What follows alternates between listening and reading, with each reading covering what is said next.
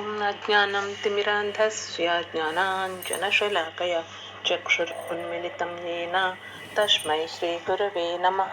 नमामि विष्णुपादाय कृष्णप्रेष्ठाय भूतले श्रीमते भक्तिवेदान्त स्वामिने निखिलामिने।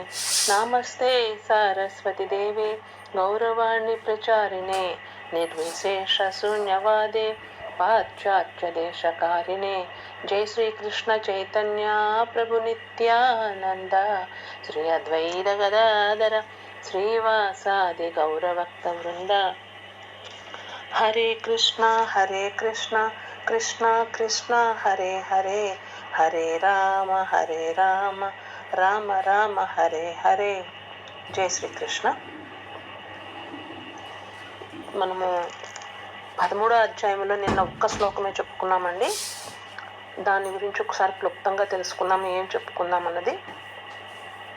కృష్ణ భగవానుడిని అర్జునుడు అడిగిన ప్రశ్నలకి క్షేత్రజ్ఞుని గురించి వివరణ చెప్పమని అడిగినందుకు గాను ఆయన చెప్పడం మొదలుపెట్టారు. అందులో ఏమని చెప్పారంటే, నిన్నటి శ్లోకంలో అర్జున, అన్ని క్షేత్రాల యందున్న క్షేత్రజ్ఞుడను అంటే జీవాత్మను నేనే అని నీవు తెలుసుకో. ఈ క్షేత్రానికి క్షేత్రజ్ఞులకి సంబంధించిన జ్ఞానము ఏదైతే ఉందో దానిని గురించి తెలుసుకోవడమే జ్ఞానము అని నా అభిప్రాయము అని చెప్పారు. అంటే మామూలుగా ఒక శరీరంలో జీవాత్మ ఒకటే ఉంటుంది కదా, ఆ ఆత్మకి తన ఒక్క శరీర క్షేత్రం గురించి మాత్రమే తెలుస్తుంది.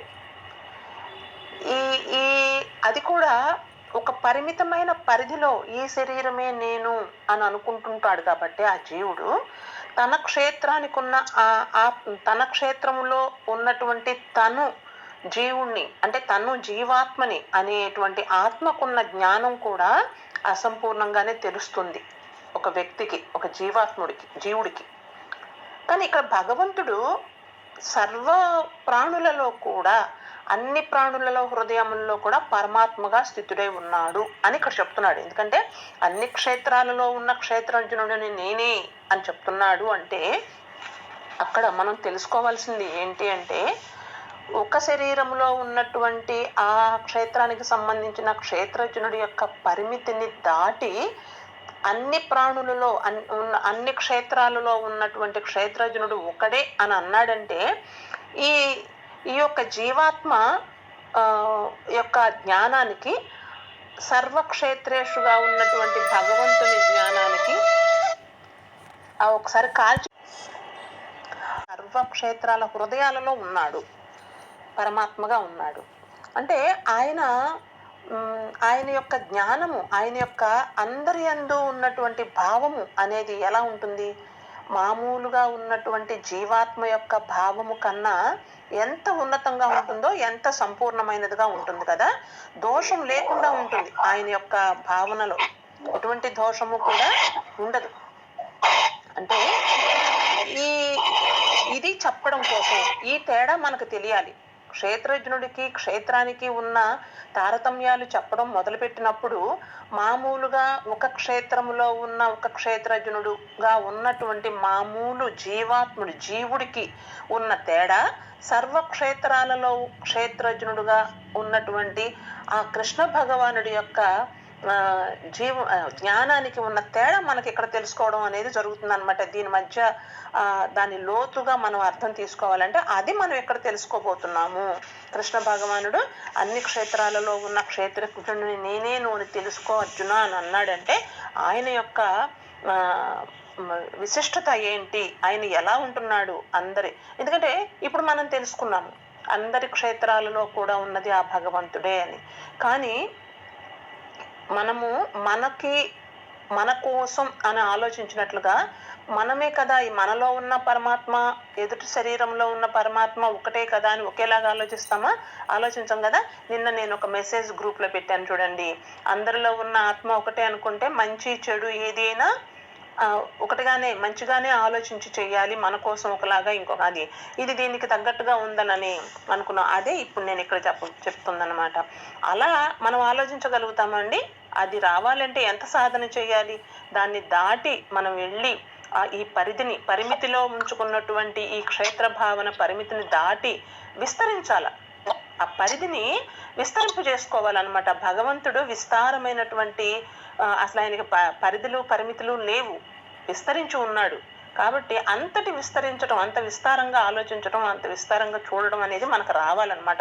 అది తేడా కాబట్టి ఇక్కడ పరమాత్ముడు మనకేం చెప్తున్నాడంటే భౌతిక శరీరం అంటే క్షేత్రము, ఆత్మ, పరమాత్మ, ఈ మూడిటి గురించి ఉన్న తేడాలను చెప్పడం మొదలు పెట్టాడనమాట. ఇప్పుడు ఇక్కడ ఏం చెప్తున్నారు అంటే దీనికి సంబంధించిన జ్ఞానం అంటేనే అదే నిజమైన జ్ఞానము. ఆత్మ పరమాత్మ శరీరాల గురించి తెలుసుకోవడమే, వాటి మధ్య తారతమ్యం ఏంటి అని తెలుసుకోవడమే నిజమైన జ్ఞానము అని కూడా చెప్తున్నారు. ఇప్పుడు తర్వాత శ్లోకంలో ఏం చెప్పారన్నది చూద్దాము. తత్క్షేత్రయశ్చ యాదృక్శ్చై యద్వికారి యతశ్చ యత్ సచయో యత్ ప్రభావశ్చ తత్సమాసేన మే శృణు. తాత్పర్యము: క్షేత్రం అనగానేమి, అది ఎట్లుండును, దాని వికారములు ఏవి, ఆ వికారములు దేని నుండి ఏర్పడినవి, అలానే క్షేత్రజ్ఞుడు అనగా ఎవరు, అతని ప్రభావం ఏమి, ఆ వివరాలను అన్నింటినీ సంక్షిప్తముగా తెలుపుదును వినుము అని కృష్ణ భగవానుడు అర్జునుడితో చెప్తున్నాడు.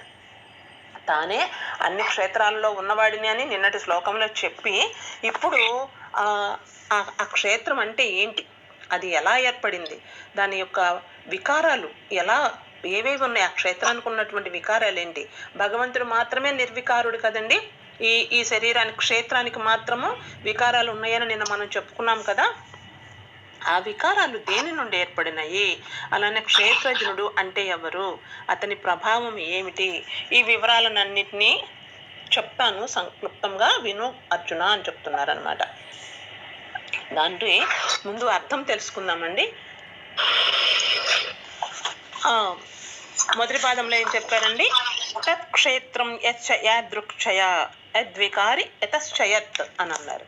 తత్ క్షేత్రం అంటే ఆ క్షేత్రము, యచ్చ అంటే యత్ ప్లస్ చ కదా, యచ్చ అంటే ఏదియో, యాదృక్ష యాదృక్ ప్లస్ చ ఎటువంటిదో, యద్వికారి ఎట్టి వికారాలు కలిగినదో, యచ్చ యత్ యత్ ప్లస్ చ యత్ అంటే దేని నుండి పుట్టినదో, ఉత్పన్నమైనదో. తర్వాత రెండవ పాదంలో సచయో యత్ ప్రభావశ్చ తస్సమాసేన మే శృణు. సచయో అంటే సచ అంటే ఆ క్షేత్రజ్ఞుడును, ఎవరో, యత్ ప్రభావశ్చ ఎలాంటి ప్రభావము కలవాడో, తత్సమాసేన అంటే దానిని సంక్షిప్తముగా, మే శృణు నా నుండి వినుము అని చెప్తున్నాడు. ఎవరో క్షిప్తముగా తెలిపిదను వినుము అని చెప్తున్నారు.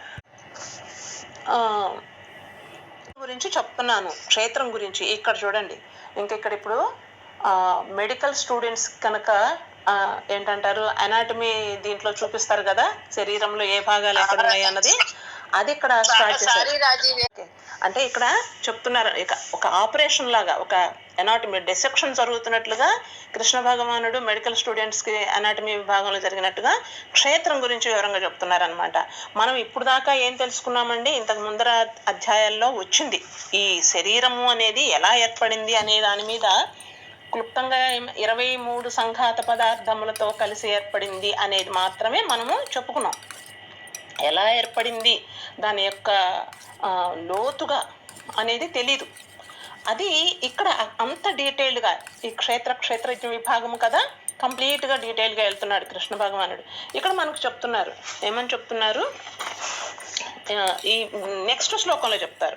ఇప్పుడు ఇందులో ఏం చెప్పారు, వాటి గురించి నీకు వివరాలు చెప్తాను అర్జున అన్నారు. క్షేత్రం అంటే ఏమిటి, అది ఎలా ఉంటుంది, దాని వికారాలు ఏముంటాయి, ఆ వికారాలు దేని నుండి ఏర్పడినవి, అలానే క్షేత్రజ్ఞుడు అంటే ఎవరు, అతని ప్రభావం ఏంటి, ఈ వివరాలన్నీ చెప్తానంటున్నాడు. కాబట్టి దీని గురించి మనం వివరణగా తెలుసుకోవాల్సిందేం లేదు. తర్వాత శ్లోకంలో ఏం చెప్తున్నారు ఈ రెండిటి గురించి, ఈ క్షేత్రజ్ఞుల తత్వాలను గురించి చెప్పబోతున్నాడు. అదేంటో విందాము.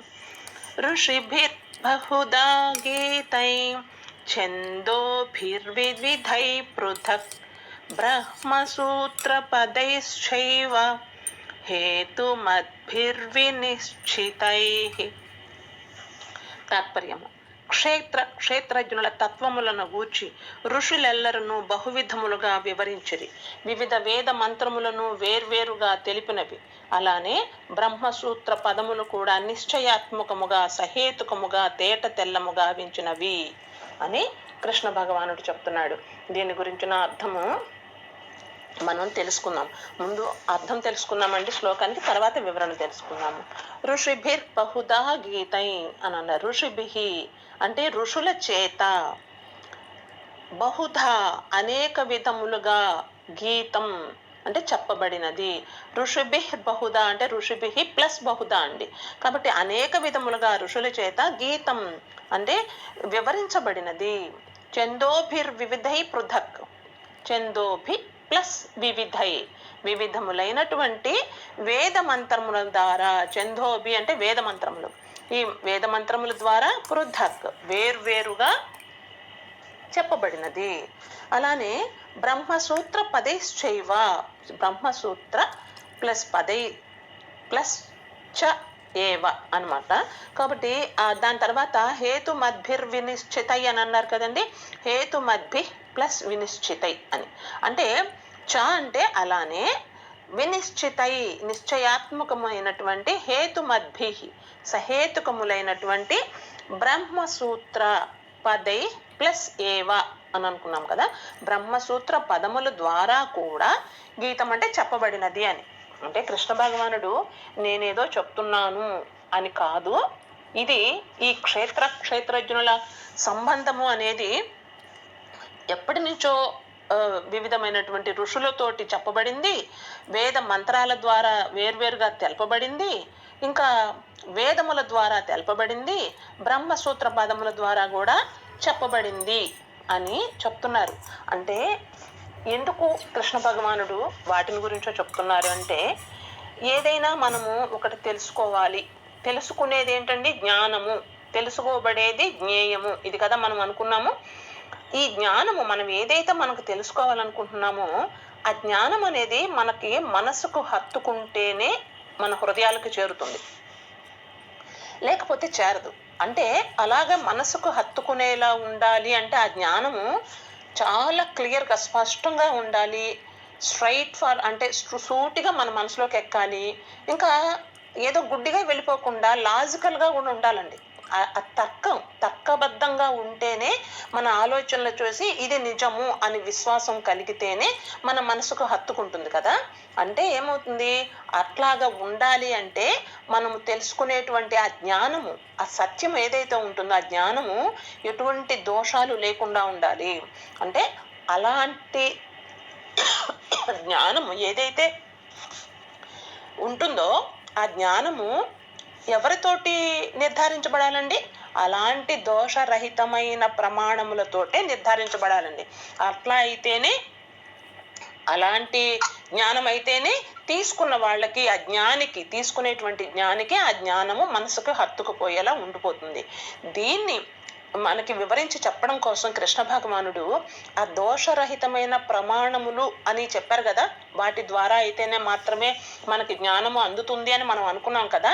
అందుకని అలాంటిది మనకు అందించడం కోసం కృష్ణ భగవానుడు ఇక్కడ వేదములు దీన్ని ఆల్రెడీ చెప్పున్నాయి అని చెప్తున్నారు. వేదములు కూడా చెప్పున్నాయి అని అంటే ఇక్కడ మనము ఈయన ఇక్కడ చెప్పారు కాబట్టి, వేదముల్లో చెప్పారు, ఋషులు చెప్పారు, బ్రహ్మసూత్రముల్లో చెప్పారు అని అన్నారు కదా. ఓకే చెప్పారు అని అనుకొని మనం నెక్స్ట్ శ్లోకంకి వెళ్ళిపోవడమేనా అని అంటే కొంచెం మనం తెలుసుకోవాలి. వేదములకు ఎందుకు అంత ఇంపార్టెన్స్ ఇచ్చారు కృష్ణ భగవానుడు, బ్రహ్మసూత్రములకు ఎందుకు అంత ఇంపార్టెన్స్ ఇచ్చారు, వేద మంత్రాలకు ఎందుకు అంత ప్రాముఖ్యత ఉంది అని అంటే, వేదాలండి అవి ఎవరో రచిస్తే వచ్చినటువంటి పుస్తకాల పేర్లు కాదండి. వేదములు అంటే మనకు తెలిసిందే కదా, సామవేదము, యజుర్వేదము, ఋగ్వేదము, అథర్వణ వేదము అని ఆ వేదాల భాగాలు అనమాట. 4 భాగాలుగా విడదీశారు. ఎవరు, వేదవ్యాసుడు చేశారనమాట. విభజించడం అనేది వేదవ్యాసుడు చేశాడు కాబట్టి ఆయనకి వేదవ్యాసుడు అనే పేరు కూడా వచ్చింది. అంటే ఇవి ఆయన విభజించాడే కానీ ఆయన రచించలేదు పుస్తకాలని.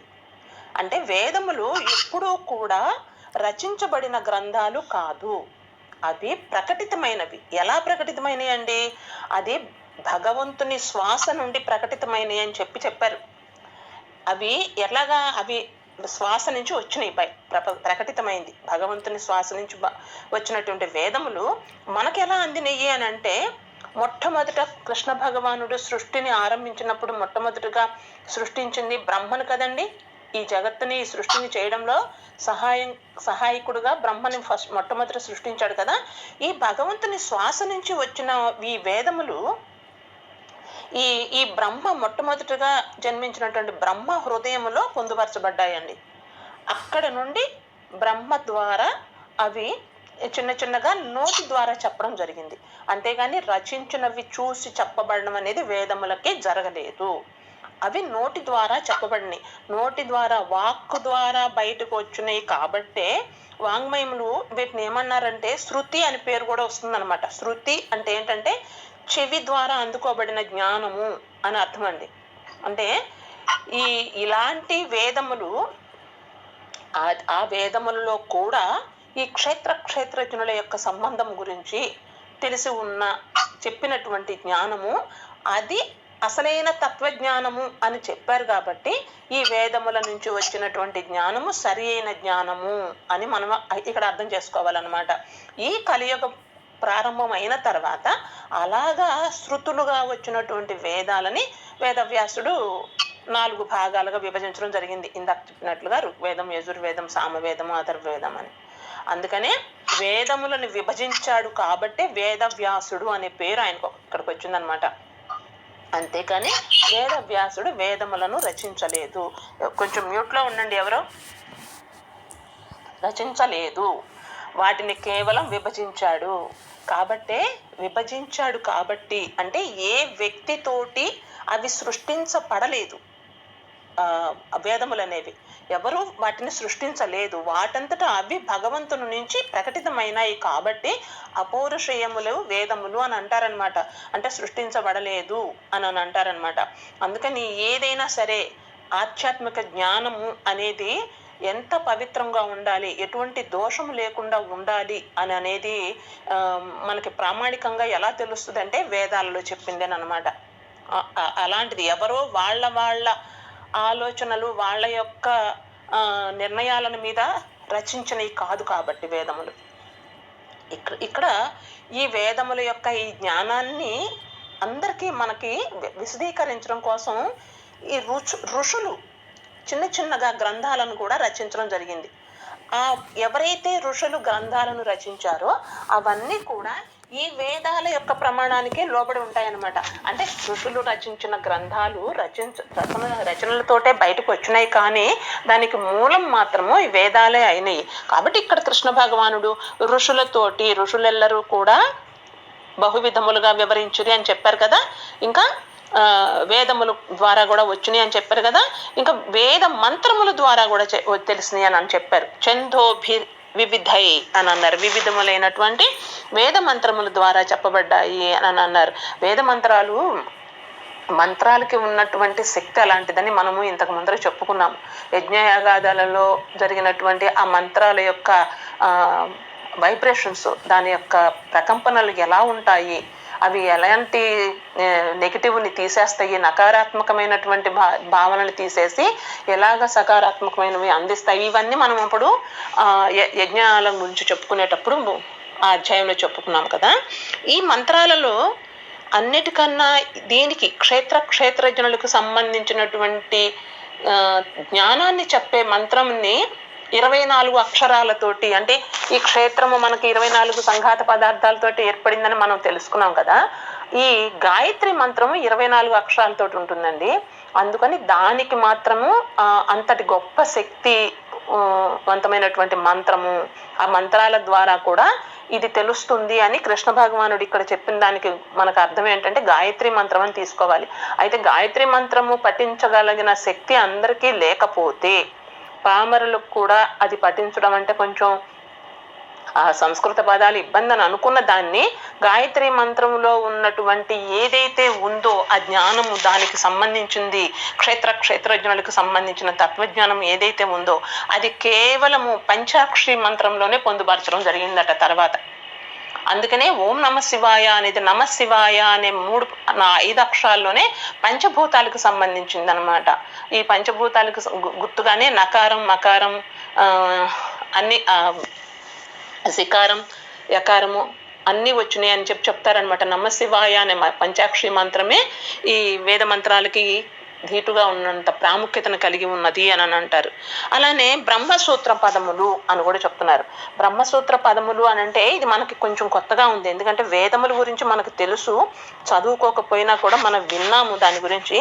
బ్రహ్మసూత్ర పదములు అనేవి ఏంటంటే అవి వేదాంతాలని మనకు విన్నాం కదా, వేదాంత సూత్రాలు అని ఉన్నాం కదా, అలాంటివి వేదాంత సూత్రాలు అంటే ఈ శారీరక సూత్రాలు, వీటికి సంబంధించినటువంటి ఒక సంస్కృతంలో ఉన్నటువంటి గ్రంథం అంటండి ఇది. ఇదేంటంటే వేదాంత తత్వాన్ని చూపిస్తుందంట. వేదాంత తత్వము దేనికి సంబంధించి ఉంటుందండి? ఈ శరీరము, క్షేత్రజ్ఞుడు, దీనికి సంబంధించింది కదా. వేదాంతం ఎప్పుడు కూడాను బాహ్యంగా చూడదు కదా, మనమేంటన్నది చూపించడానికే కదా. ఈ శరీరము తుచ్చమైనది, జడమైనది, ఇదే కదా వేదాంతంలో ఎవరైనా చెప్పేది. ఏవైనా ఇలాగా ఈ వేద సూత్రాలు, ఈ బ్రహ్మసూత్ర పదాల్లో కూడా ఏమని చెప్తారంటే నిర్గుణ బ్రహ్మం గురించే, అంటే ఈ శరీరముతో కూడినటువంటి ఈ బయట కనిపించేటువంటి రూపంతో సంబంధించింది కాకుండా నిర్గుణ బ్రహ్మంతో గురించినటువంటి తత్వశాస్త్ర గ్రంథాలు అన్నమాట ఇవన్నీ. వీటిని వేదవ్యాసుడే రచించాడంట. కాబట్టి ఈ బ్రహ్మసూత్రాలు కూడా ఆత్మ, భౌతిక శరీరము, భగవానుడు, ఈ మూడిటికి ఉన్న భేదం ఏమిటి అనేటువంటి దాన్ని ప్రామాణికంగా మనకి చూపిస్తాయి అంటండి. కాబట్టి శ్రీకృష్ణుడు దీన్ని కూడా ప్రత్యేకంగా ఈ శ్లోకంలో ప్రాముఖ్యతనిచ్చి చెప్పారు. బ్రహ్మసూత్ర పదమును కూడా నిశ్చయముగా సహేతుకముగా తేటతెల్లముగా వించిన అర్జున అని చెప్పడం జరిగింది. అంటే వేదాంతము అంటే అందరికీ తెలిసిందే, వేద ప్లస్ అంతము అంటే ఏంటంటే, అంతం అంటే ముగింపు కదండి. వేదాంతము అంటే ఏంటండి అంటే వేదములకు అంతం అంటే వేదముల్లో ఉన్నది వైదిక జ్ఞానమే కదా. అంటే వైదిక జ్ఞానానికి ముగింపు అంటే అసలైన జ్ఞానము తెలుసుకున్నాక ఇంకా తెలుసుకునేది ఏమీ ఉండదు కదా. ఇంకేముంటుందండి? ఏమీ ఉండదు. ఆది శంకరాచార్యులు గారు చెప్పినట్లు ఆత్మబోధలో ఈ కారణ ఉపాధి అనేది అంటే ఇది మరి ఇంకా లోతు, ఇది మళ్ళీ కన్ఫ్యూజన్ అవుతుందేమో, చెప్పకూడదేమో ఇక్కడ. అది ఎలా అయిపోతుంది అని అంటే ఎప్పుడైతే జ్ఞానము తెలుస్తుందో అప్పుడే నశించిపోతుంది. ఎలా పోతుంది మరి? ఆ జ్ఞానము తెలుసుకున్న వేదాలు ఇవన్నీ ఈ జ్ఞానం ఏమైపోతుంది అప్పుడు అని అంటే, ఒక హోమగుండాన్ని వెలిగించేటప్పుడు ఒక కర్పూరాన్ని వెలిగించి హోమగుండంలో వేస్తారు. దానితోటి అది వెలగడం మొదలవుతుంది. అప్పుడు ఏమవుతుంది? హోమగుండాన్ని వెలిగించిన కర్పూరం ఏమైపోతుందండి? అది కూడా అందులో కాలిపోతుంది కదా. అలాగా జ్ఞానాన్ని తీసుకున్నటువంటి ఆ వ్యక్తికి, ఇంకా ఆ జీవుడికి ఇంకా వేరే ఏది ఉండదు. కాబట్టి ఇక్కడ వేదాంతము అంటే వైదిక జ్ఞానానికి ముగింపు అని అర్థంగా చెప్పారనమాట. ఆ వేదాంత సూత్రాలు అనేవి బ్రహ్మసూత్ర పదాల్లోనే ఉంటాయి. ఇవి అన్నీ కూడా క్షేత్రజ్ఞుడి గురించి బాగా వివరంగా చెప్పారు. తేట తెల్లము గావించినాయి వాటి గురించిన సంబంధాన్ని, అంటే సరి అయిన జ్ఞాన గ్రంథాలు ఇవన్నీ అని చెప్తున్నారు. ఇలాగా వీడు చెప్పిన తర్వాత ఇప్పుడు ఈ క్షేత్రం గురించి వివరణ చెప్పడానికి వచ్చేసారు. క్షేత్రం ఎలా తయారైంది ఏంటన్నది ఈ శ్లోకంలో చెప్తున్నారు. మహాభూతాన్యహంకారో బుద్ధిరవ్యక్తమేవ చ ఇంద్రియాణి దశైకంచ పంచచేంద్రియ గోచరాః. తాత్పర్యం: పంచమహాభూతములు, అహంకారము, బుద్ధి, మూల ప్రకృతియు, అలానే దశేంద్రియములు, మనస్సు, పంచేంద్రియ గ్రాహ్య విషయములు. అంటే పంచేంద్రియ గ్రాహ్య విషయములు అంటే శబ్ద, స్పర్శ, రూప, రస, గంధములు, తన్మాత్రలు. ఇవి అని దీని కంటిన్యూటీ నెక్స్ట్ శ్లోకంలోకి వెళ్తారు. ఇక్కడ క్షేత్రము అనేది ఎలా ఏర్పడింది అనేది మాత్రమే ఈ శ్లోకంలో చెప్పారు. ఈ శరీరం ఏర్పడడానికి ఏవేవి ఎలా కారణాలైనవి అని చెప్తారు, విందాము. ముందర అర్థం తెలుసుకుందామండి. మహాభూతాన్ని అహంకారో అంటే మహాభూతాన్ని ప్లస్ అహంకారో. మహాభూతాన్ని అంటే పంచమహాభూతాలు కదండి. అంటే ఏంటవి? ఆకాశము, నీరు, నిప్పు, గాలి, ఇవన్నీ కలిపి పంచమహాభూతాలు కదా. భూమి, ఇవి 5 కలిపి పంచమహాభూతాలు అని అనుకుంటాం కదా. కాబట్టి ఈ పంచమహాభూతాలు ఇవి కాకుండా అహంకారము, తర్వాత బుద్ధిరవ్యక్తమేవచ, బుద్ధి ప్లస్ అవ్యక్తం ప్లస్ ఏవచ అని అన్నారు. బుద్ధి ఉందా అండి? ఓకే. బుద్ధి అంటే బుద్ధి ప్లస్ చ అంటే మరియు, అవ్యక్తం ఏవా అంటే మూల ప్రకృతియు, చ అలానే రెండవ పాదంలో ఇంద్రియాణి దశేకం అంటే దశ ప్లస్ ఏకం. దశ అంటే 10, ఇంద్రియాణి అంటే ఇంద్రియాలు. 10 ఇంద్రియాలు అంటే 5 జ్ఞానేంద్రియాలు, 5 కర్మేంద్రియాలు. ఏకం ఇంకొకటి ఏకం అని 11వది కలిపారు, అదేంటంటే మనస్సు. చ మరియు పంచచేంద్రియ గోచర, పంచ అంటే 5, ఇంద్రియ గోచర ఇంద్రియ విషయాలు అంటే తన్మాత్రలు, శబ్ద స్పర్శ రూప రసగంధములు. ఇది వినగానే కొంచెం కన్ఫ్యూజన్గా ఉంటుంది, ఏమీ కంగారు పడక్కర్లేదని చక్కగా అన్నీ తెలుసుకుందాము. ఇక్కడ మనం తెలుసుకోవాల్సింది ఏంటి అని అంటే, శరీరము వీటితోటి ఏర్పడుతుంది అని కృష్ణ భగవానుడు చెప్పాడు. క్షేత్రము ఎలా ఏర్పడుతుంది అన్నదానికి వీటి వల్ల అని చెప్తున్నాడు. మనం ఏమని చెప్పుకున్నాము ఇంతకు ముందర, 23 సంఘాత పదార్థములతో ఏర్పడినది ఈ శరీరం అని ముందరి అధ్యాయాల్లో మనం తెలుసుకున్నాము. అవి ఏమేమిటి అని కూడా మనం అక్కడ చెప్పుకున్నాము. ఇప్పుడు వాటినే వివరించి చెప్తున్నారు ఎలాగా అని. ఇప్పుడు ఈ పాంచభౌతిక దేహము మన శరీరము కదా, ఈ పాంచభౌతిక దేహము పంచభూతాలతో తయారైంది అని అనుకుంటాం కదా, అది అందరికీ తెలిసిందే కదా. ఇది కామన్గా క్లుప్తంగా మనం తెలుసుకున్నది. ఈ పంచభూతాలలో అనంటే ఏదైతే భూమి, నీరు, అగ్ని, వాయువు, ఆకాశము ఉన్నాయో ఈ పంచభూతాలు ఇవన్నీ మన శరీరంలో ఉన్నాయి. భూమి అనేది మన శరీరము అంటే ఈ మాంస పిండం, అంటే అన్నము తినడం ద్వారా భూమి నుంచి వచ్చిన ఆహారము ద్వారా ఈ శరీరము పెరిగింది కాబట్టి ఇది భూమితోటి చూపించాము. నీరు, మన శరీరంలో నీరు ఉందని చెప్పుకున్నాము. అగ్ని టెంపరేచర్ ఉంటుంది కదా, అగ్ని శక్తి మనకి టెంపరేచర్ ఇంత అని ఉంటుంది కదా, అగ్ని అనేది కూడా మనలో ఉంటుంది వేడి. అలానే వాయువు శ్వాస ద్వారా మనకి తెలిసిపోతుంది వాయువు ఉందని. ఆకాశము అంటే ఖాళీ కదండి, శూన్యం కదా. ఆ శూన్యం అనేది మన శరీరంలో ఉండడం వల్లే కదా మనకి శబ్దము అనేది వచ్చింది. ఆకాశం నుంచి మొట్టమొదట శబ్దం పుట్టింది, శూన్యంలో నుంచే పుట్టింది. మనకి శరీరంలో ఉన్నటువంటి ఖాళీలో 4 అంగిలిని మూయడము ఇలా చేయడము ద్వారా శబ్దాన్ని బయటకు వస్తే దాన్ని మాటల రూపంలో మారుస్తున్నాం. అంటే ఖాళీ ఉంటేనే మనకు అది వస్తుంది అనమాట శబ్దం. సో ఇవి మన శరీరము ఏర్పడడానికి కారణం పంచభూతాలతో ఏర్పడిందని క్లుప్తంగా అప్పుడు తెలుసుకున్నాం. ఇప్పుడు మనం దీన్ని కొంచెం బాగా తెలుసుకుంటే ఏం జరుగుతుంది అన్నది మనకు తెలుస్తుందండి. పాంచభౌతిక దేహము అంటే పంచభూతాలతో మాత్రమే కాదు, ఇంకా అక్కడ ఏం చెప్పారు, పంచభూతాలతో పాటుగా బుద్ధిర్ అవ్యక్తమేవచ అంటే పంచమహాభూతాలు, దానితో పాటు దశేంద్రియాలు, 5 జ్ఞానేంద్రియాలు, 5 కర్మేంద్రియాలు. 5 జ్ఞానేంద్రియాలు అంటే ఏంటండి, ముక్కు, నాలుక, కళ్ళు, చర్మం, చెవి, ఇవి కదండి జ్ఞానేంద్రియాలు. అలానే కర్మేంద్రియాలు అంటే కాళ్ళు, చేతులు, నోరు, మలమూత్ర విసర్జన కేంద్రాలు, ఈ 5. ఇవి అప్పటికేమవుతున్నాయండి, పంచమహాభూతాలు 5, జ్ఞానేంద్రియాలు 5, కర్మేంద్రియాలు 5, 15. ఇంకా తన్మాత్రలు అంటే ఈ భూమి నుంచి, నీరు నుంచి, అగ్ని నుంచి, వాయువు నుంచి, ఆకాశం నుంచి వచ్చేటువంటి గంధ రస రూప స్పర్శ శబ్దాలు ఆకాశం నుంచి వచ్చినవి అని చెప్పాం కదా, వీటిని తన్మాత్రలు అంటారు. అవి మొత్తం 20 అయినాయి, 4 5 20 అయినాయి. ఇవి కాకుండా మనసు, బుద్ధి, ఇంకా మనసు, బుద్ధి, అహంకారము, ఇక్కడ ఏమని చెప్తున్నారు, మూల ప్రకృతి అని చెప్తున్నారు, అవ్యక్తం అని చెప్తున్నారు. మూల ప్రకృతికి అవ్యక్తం అని పేరండి, అందుకని ఆ మాట చెప్తున్నారు. అవ్యక్తం ఏవా అని అన్నారు, అంటే మూల ప్రకృతి అని అన్నారు. ఇక్కడ మూల ప్రకృతికి అవ్యక్తానికి సంబంధం ఏంటి, ఇది ఇంతకు ముందర మనకు రాల. 23 సంఘాత పదార్థాలనే చెప్పారు అప్పుడు అధ్యాయంలో కృష్ణ భగవానుడు. ఇక్కడ మూల ప్రకృతి 24 అని చెప్పారు. యాక్చువల్గా ఆది శంకరాచార్యుల వారు 24 చెప్పారు. నేను ఈ క్లారిటీ అప్పుడు ఇచ్చాను. ఆదిశంకరాచార్యుల వారు చెప్పారు, కానీ ఇక్కడ 23 అని చెప్తున్నారు అని కూడా అన్నాను కదా, అప్పుడు గుర్తుండి ఉంటుంది. అది ఇక్కడ మూల ప్రకృతి అనే అవ్యక్తాన్ని చేర్చారండి.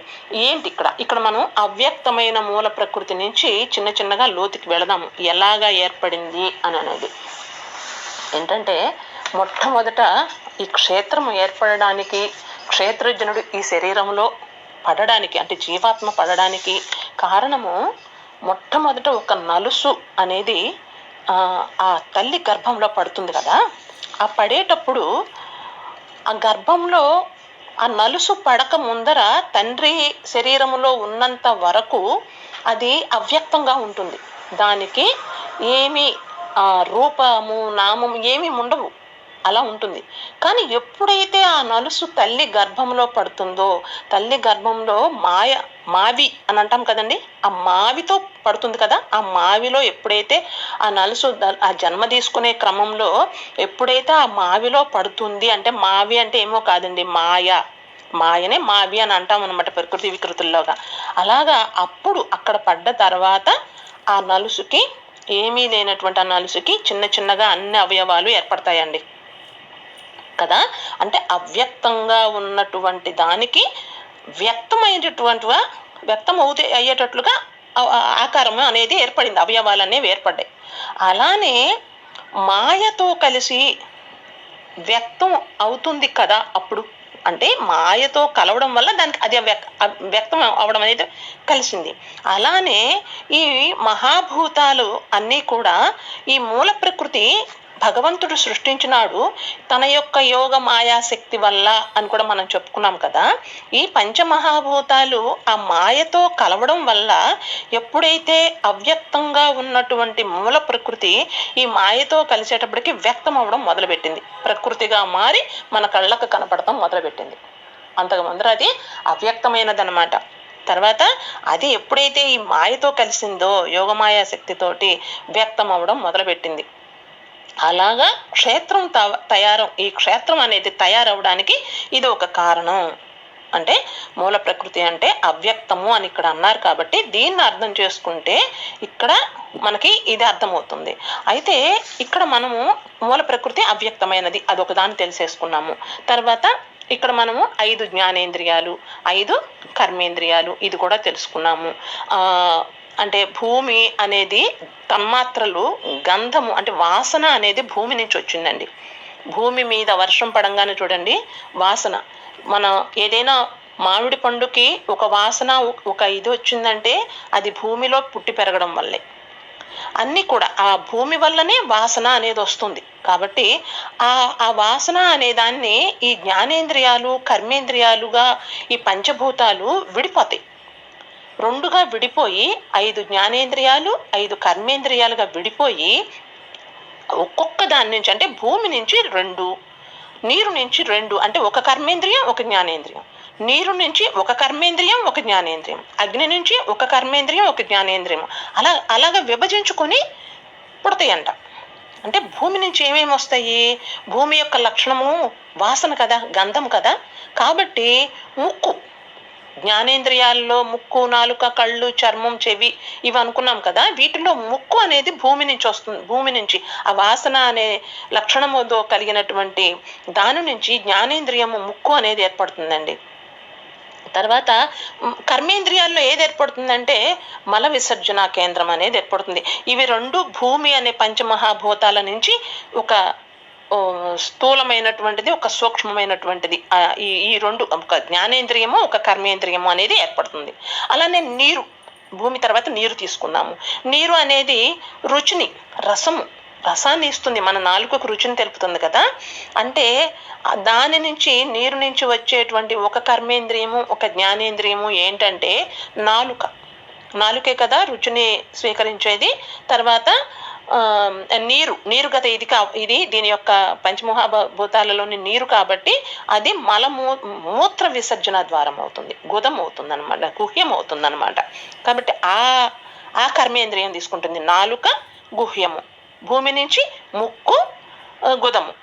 తర్వాత అగ్ని నుంచి వచ్చేటప్పటికి తేజస్సు కదండి. అగ్ని ఆ తేజస్సు ఉండడం వల్లే కదా మనం ఏదైనా రూపము చూడగలుగుతున్నాము. కాబట్టి ఆ రూపము చూడగలిగే శక్తి కళ్ళకు కదా ఉంది. కాబట్టి కళ్ళు అనే జ్ఞానేంద్రియము అగ్ని నుంచి వచ్చినాయండి.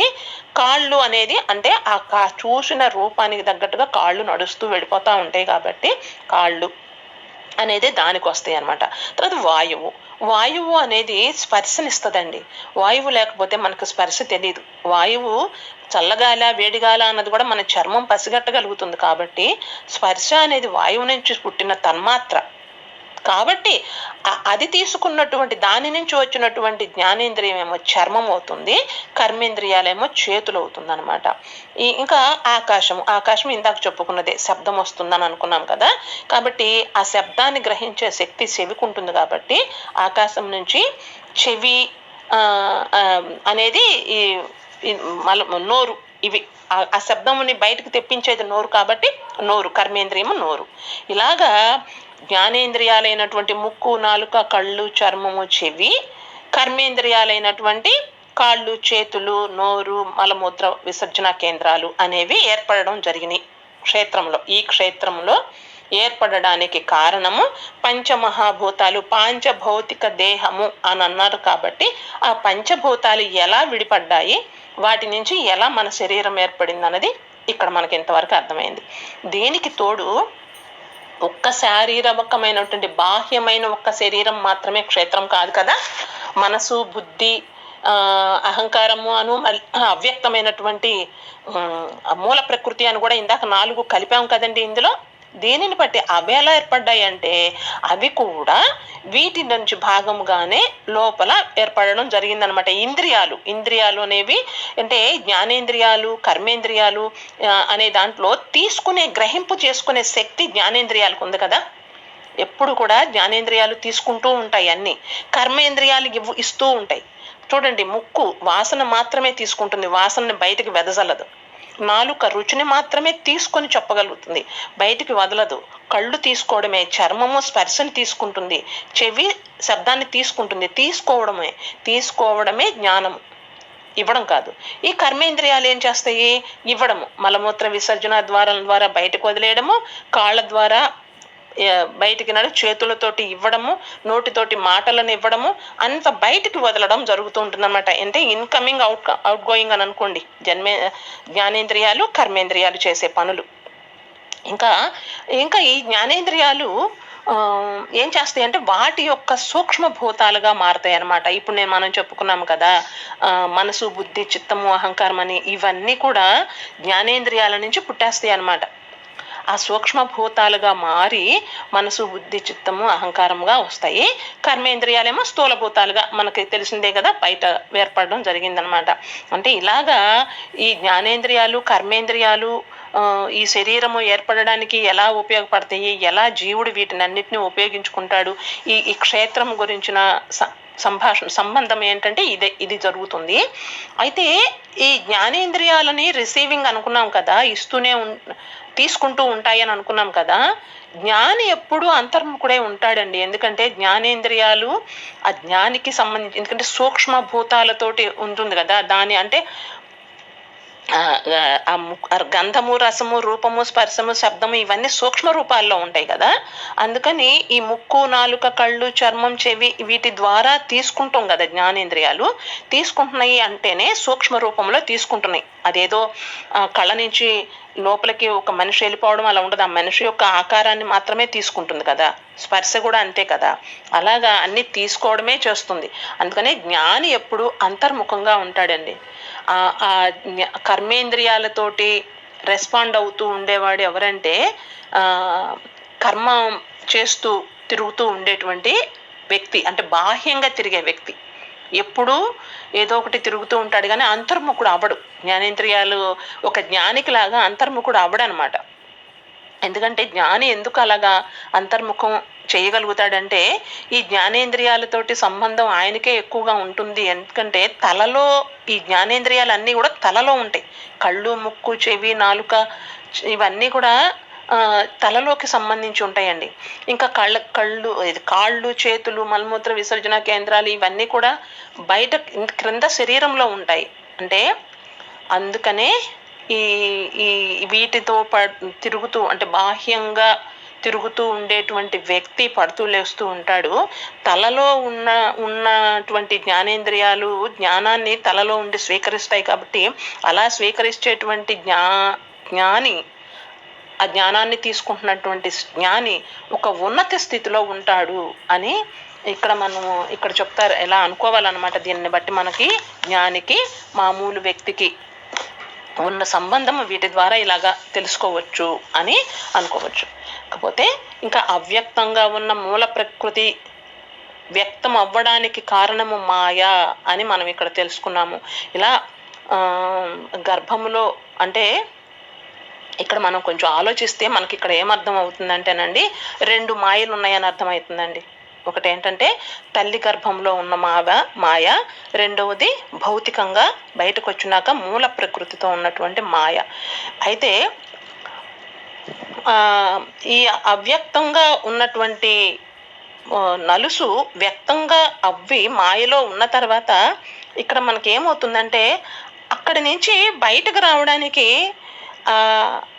ఆ కడుపులో ఉన్న జీవుడిని ఆ మాయ నుండి బయటికి ఎలా పడేస్తుందంటే కాలమే బయటకు తోసేస్తుంది ఆ జీవిని.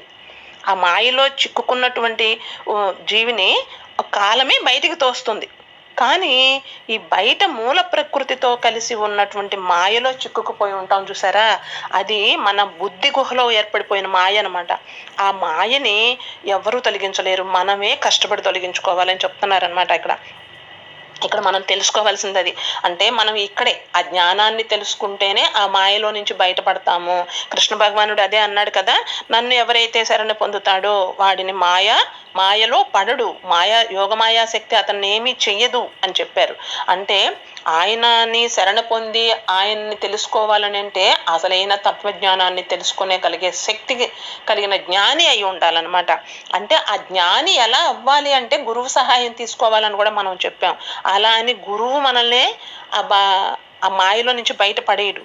కాకపోతే ఎటు వెళ్ళాలి, ఎలా వెళ్ళాలి, ఆ జ్ఞానాన్ని ఎలా తీసుకోవాలని, మనం ఏ స్థితిలో ఉన్నామో ఏ స్థితిలోకి ముందు స్థితి ఏది ఎలా పంపించాలి అనే సహకారం అనేది ఆయన ద్వారా జరుగుతుందే. కానీ ఎవ్వరు కూడా ఆ మాయని మనకి తొలగించలేరనమాట.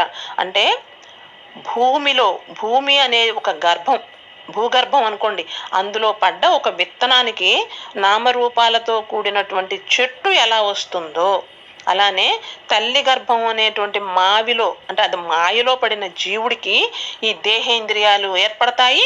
బయటకు వచ్చిన తర్వాత ఈ మూల ప్రకృతిలో ఉన్న మాయలో పడిన తర్వాత మనోబుద్ధులు ఏర్పడతాయి అన్నమాట. ఇలాగా ఈ క్షేత్రము ఈ విధంగా అన్ని పంచమహాభూతాలు, జ్ఞానేంద్రియాలు, కర్మేంద్రియాలు, దాని తన్మాత్రలు, మనసు, బుద్ధి, అహంకారము, మూల ప్రకృతి అవ్యక్తము అయినటువంటి మాయ ఇవన్నీ కలిసి ఈ క్షేత్రం ఏర్పడడం అనేది జరిగింది. దీన్ని బట్టి ఇంతవరకు అంటే ఈ శ్లోకములో ఒక క్షేత్రము ఎలా ఏర్పడింది అనే దానికి మనము చెప్పుకున్నామండి. అర్థమైందని అనుకుంటున్నాను. అర్థమైంది మేడం.